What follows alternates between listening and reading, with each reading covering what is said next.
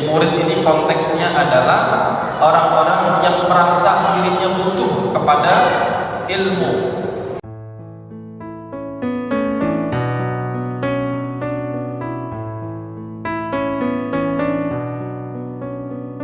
Diinginkan oleh Allah menjadi lebih baik, maka yufaqihu fiddin, maka Allah akan fakihkan dia dalam urusan agama. Mudah-mudahan dengan kesempatan di sore hari ini betul-betul Allah Subhanahu wa taala menginginkan kita semuanya menjadi orang yang jauh lebih baik lagi. Amin ya rabbal alamin. Bersalawat kita kepada Rasulullah. Allahumma shalli ala sayyidina Muhammad wa ali sayyidina Muhammad. Bapak Ibu hadirin wal hadirat, saya coba langsung saja, tidak bertele-tele. Di kesempatan yang baik ini saya diamanahi untuk membaca sebuah kitab yang berjudul Risalah Adabus Sulukul Murid yang dikarang oleh Al-Habib Abdullah bin Alwi Al-Haddad dari Tarim, Yaman. Bismillahirrahmanirrahim. Langsung saja ya, biar enggak bertele-tele karena waktunya juga.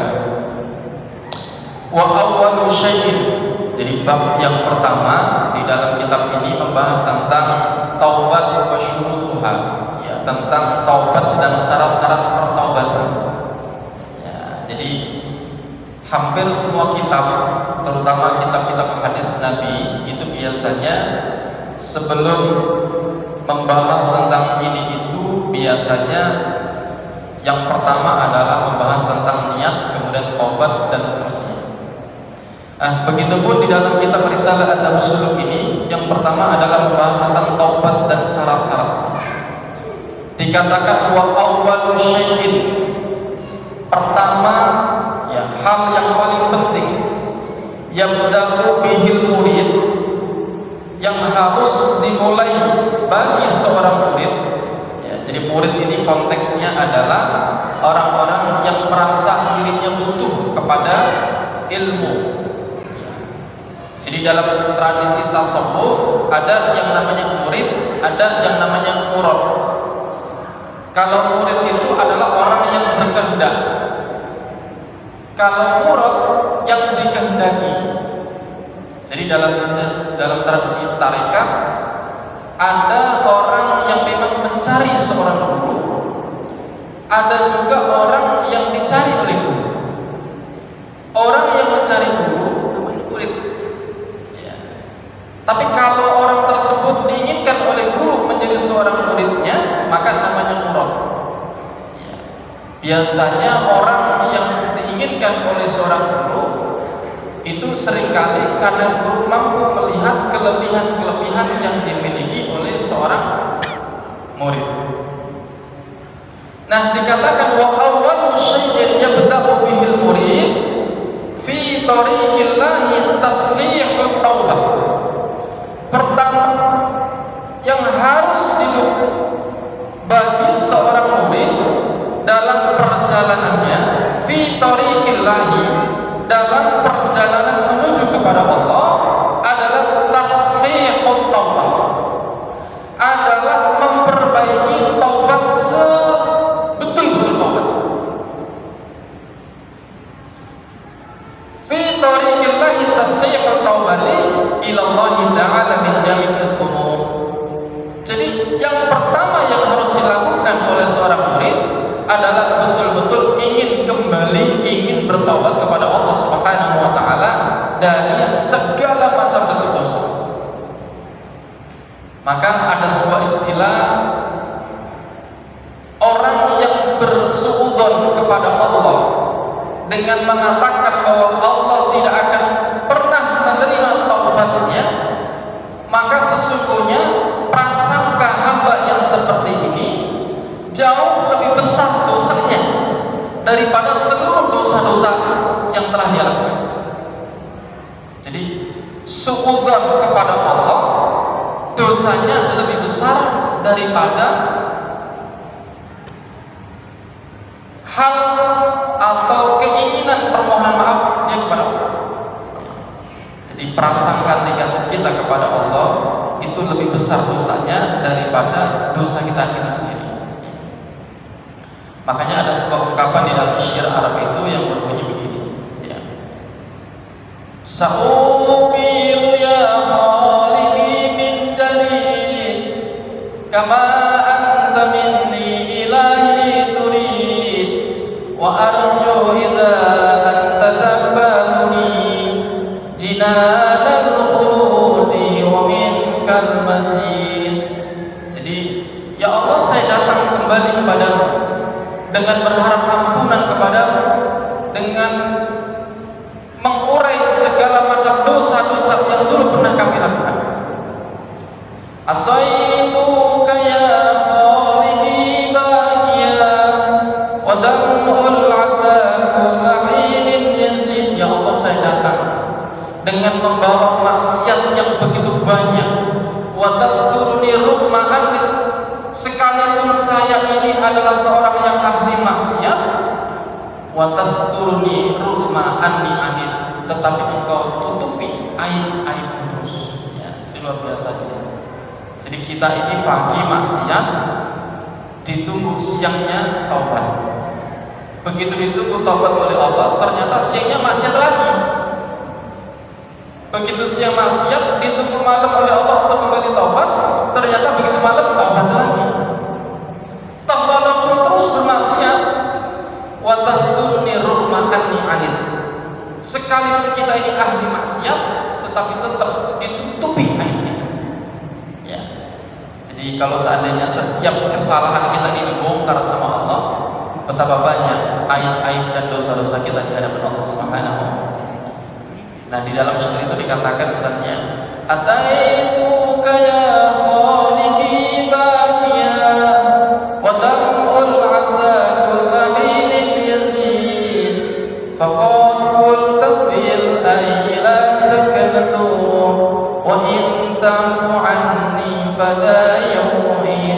Ya Allah, izinkan malam hari ini saya menangis dengan membawa derayan air mata penyesalan yang tiada henti-hentinya, karena aku yakin faqad qulta fil ayla takantu, karena kami yakin bahwa engkau pernah berfirman la taqnatu, jangan pernah berputus asa dari rahmatnya Allah.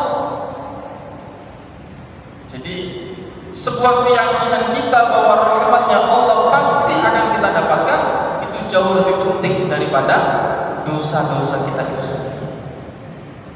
Wa in kana 'alaihi syai'un minal mawalimi li ahadin minal khalqi falyubadir bi adaiha ila arbabiha in amkana wa illa fayadlul ikhlal minhum.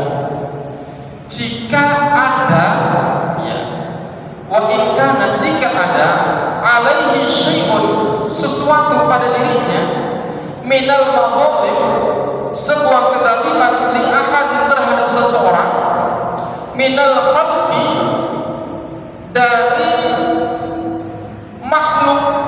Ya, artinya kalau seandainya seorang murid itu memiliki dosa, memiliki kesalahan terhadap orang lain, falyubadir bi adaiha ila arbabiha in amkana wa illa fayatlubul ikhlal minhum, maka hendaklah ia bersegera untuk menyelesaikan setiap persoalan-persoalan yang ada pada diri mereka.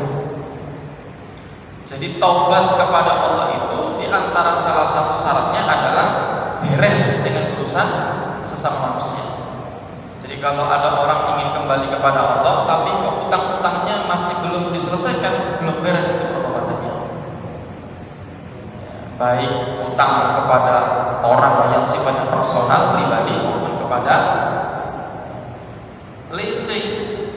Jadi jangan dipikir begitu kita dianggap ada pemutihan data, kemudian data kita hilang, kemudian boleh pinjam di bank lagi, kemudian kita urusan kita beres. Oh enggak, ya, justru urusannya makin panjang. Ya. Ini Bang Tori ini yang suka pinjam di leasing bang ya.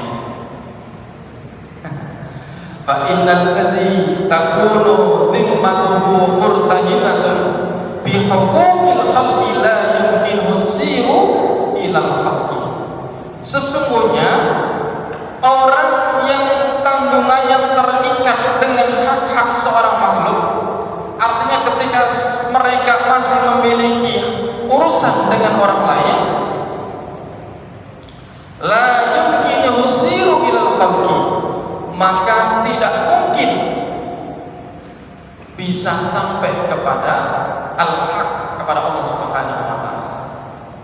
Jadi orang itu kalau ingin sampai kepada Allah, usul kepada Allah, maka urusan dengan sesama manusia harus beres dulu, kata beliau. Wa syartu sihhati taubati sidqun nadam. Kemudian syarat sahnya taubat itu adalah sidqun nadami ala dzunubi ma'a sihhatil azmi. Penyesalan dengan sebenar-benar penyesalan atas dosa-dosa yang disertai dengan kemauan yang benar untuk tidak kembali kepada perbuatan dosa itu. Ya, kalau bahasa kita namanya taubatan nasuha. Ya, jadi kalau udah ingin kembali kepada Allah, maka syaratnya jangan pernah nengok-nengok lagi ke belakang. Wa man taba an syai'in minadz dzunubi wa huwa musirrun.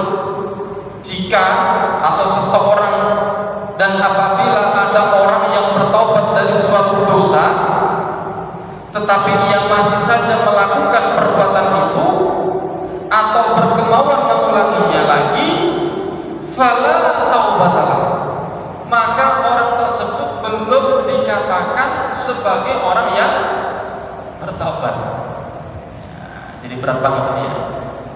Jadi kalau orang sudah betul-betul taubat, maka tidak ada sedikit pun keinginan untuk kembali kepada maksiat yang dulu pernah dia lakukan. Wal yakunil muridu, dan hendaklah seorang murid itu ala dawami, ya, ala dawami fi ghayatin minal iqtirafi bit taqsiri anil qiyami bima yajibu alaihi min haqqi rabbih. Wal yakunil murid, dan hendaklah seorang murid itu ala dawami, selalu dalam puncak pengakuan, fi ghayah minal iqtirafi bit taqsir, dalam puncak pengakuan atas kekurangan dalam mendirikan apa-apa yang diwajibkan kepadanya dari Tuhan. Jadi seorang murid itu harus merasa dirinya selalu dalam kekurangan, merasa kurang khusyuk, merasa kurang banyak amal, merasa banyak salah dan seterusnya. Wa mata hazina ala taqsirihi wa kasara qalbuhu min ajlihi falya'lam anna Allaha 'indahu idza yaqulu subhanahu ana indal munkasirati qulubuhum min ajli. Dan setiap ia bersedih atas kekurangannya itu, bahkan ketika ia patah hati karenanya, maka falya'lam, maka ketahuilah annallaha indahu, sesungguhnya Allah bersamanya, idh yaqulu subhanahu, sebagaimana firman Allah, ana indal munkasirati qulubuhum min ajli, aku bersama orang-orang yang patah hatinya karena aku. Ini sebuah diskusi. Wa 'alal muridi ayahtariza, dan bagi setiap murid ayahtariza, hendaklah mampu menjaga min asgharil dzunub, dari dosa-dosa kecil, fadlan an akbariha, lebih-lebih dosa yang besar, asyadda min ikhtirazihi min tanawuri summi al-qatil. Jadi seorang murid itu harus mampu menjaga diri dari dosa-dosa kecil, apalagi dosa besar, melebihi menjaga dirinya dari racun yang mematikan. Jadi seorang pelajar, seorang salik, seorang murid harus berusaha mampu menjaga dirinya dari segala macam dosa, baik kecil maupun besar, melebihi penjagaan dirinya dari makanan yang mematikan.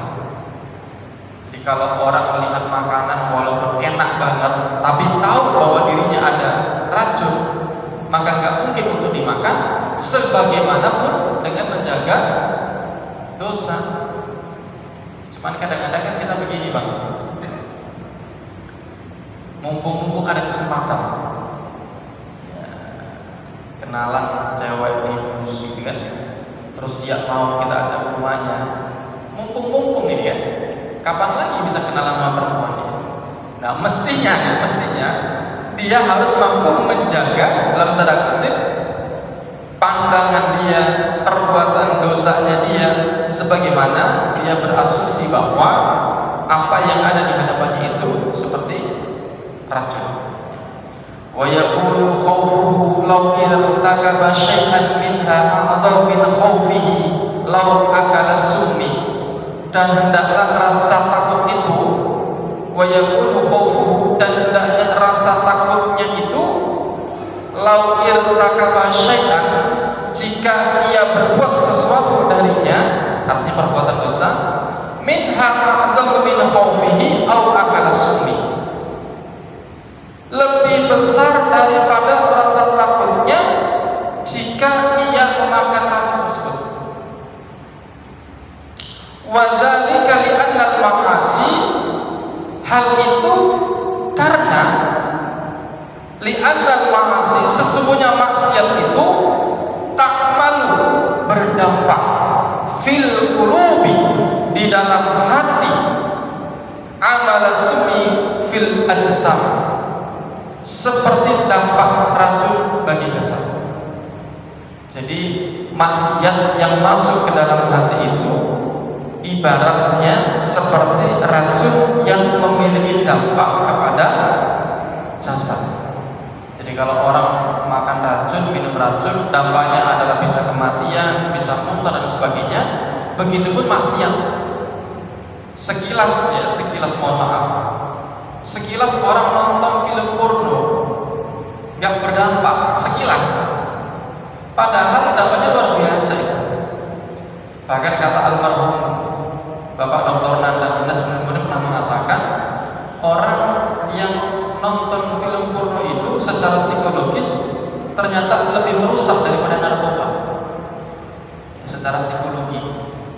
Jadi bahayanya lebih bahaya daripada narkoba, padahal sebatas nonton film porno doang.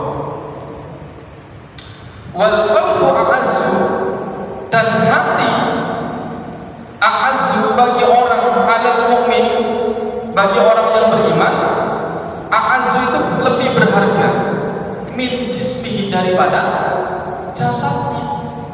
Jadi hati orang beriman itu lebih berharga daripada jasadnya. Cuman yang menjadi problem manusia hari ini, mohon maaf, problem manusia hari ini, mereka lebih sibuk mempercantik fisiknya daripada hatinya.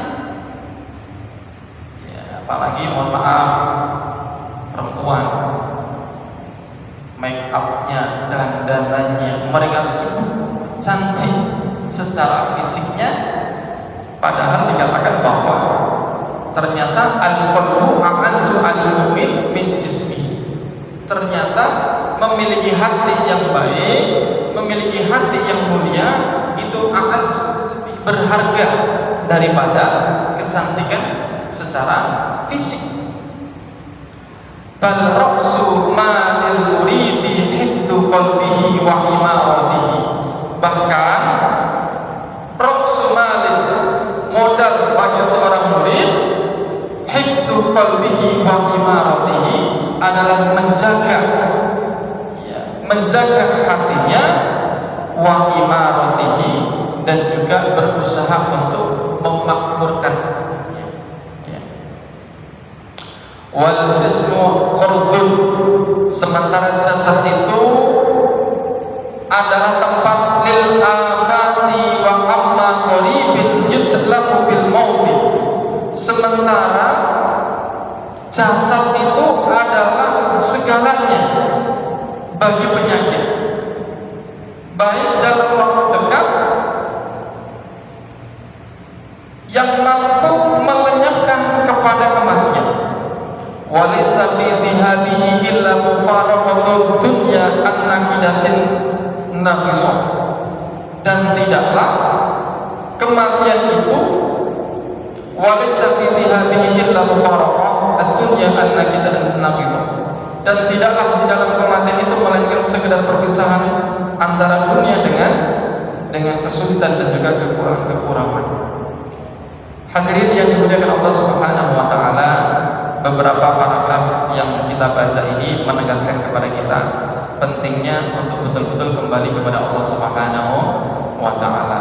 Bahkan prasangka-prasangka negatif kita kepada Allah ternyata dosanya jauh lebih besar daripada dosa kita itu sendiri. Bahkan ada sebuah riwayat, ada seorang pembunuh yang sudah 99 membunuh orang. Ya. Kemudian dia mencari orang sana kemari, ada enggak atau memungkinkan enggak bahwa Allah menerima taubatnya? Dan ternyata banyak para maroji atau orang-orang yang dijadikan bertanya mengatakan bahwa tidak ada harapan baginya untuk bisa kembali kepada Allah, malah dibunuh lagi. Sampai pada akhirnya berjumpa dengan seorang hamba Allah mengatakan bahwa dosa yang kita lakukan ini jika di hadapan Allah Subhanahu wa taala ibarat sebuah kapas.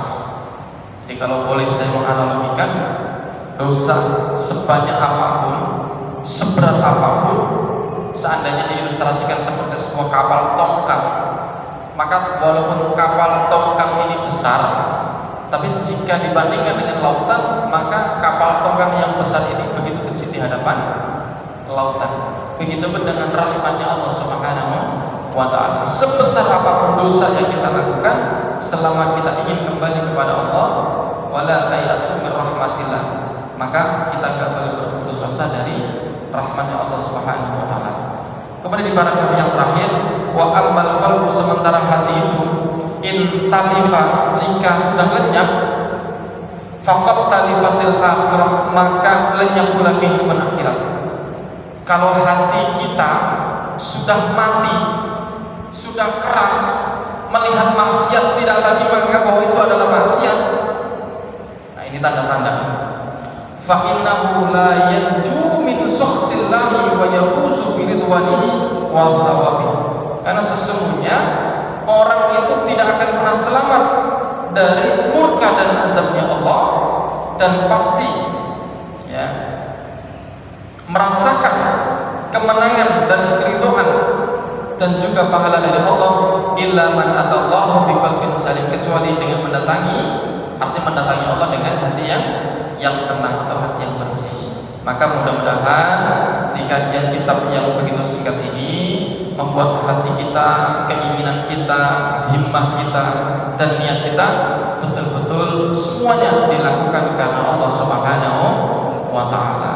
Saya bersyukur bisa bergabung dengan Unisma tepat di milad yang ke-40. Kita berdoa kepada Allah, betul-betul berdoa kepada Allah ya.